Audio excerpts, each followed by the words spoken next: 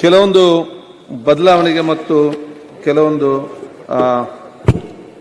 ಕಾರ್ಯಕ್ರಮ ಹಮ್ಮಿಕೊಂಡು ವಿಧಾನಸಭೆಗೆ ಮಠಕ್ಕೆ ಸಂಬಂಧಪಟ್ಟ ಹಾಗೆ ಉಂದದಲ್ಲಿ ಸಭಾಧ್ಯಕ್ಷರ ಪೀಠ, ಈ ಪೀಠವನ್ನು ಬೆಂಗಳೂರಿನಲ್ಲಿರುವಂತಹ ಪೀಠದ ಮಾದರಿಯಲ್ಲಿ ಬಹುಶಃ ಇವತ್ತು ಬೆಳಗಾಂನಲ್ಲಿ ಇದನ್ನು ನಾವು ಸ್ಥಾಪಿಸಿ ಇದರಲ್ಲಿ ಕೂತ್ಕೊಂಡು ನಾನು ಉದ್ಘಾಟಿಸಿದ್ದೇನೆ.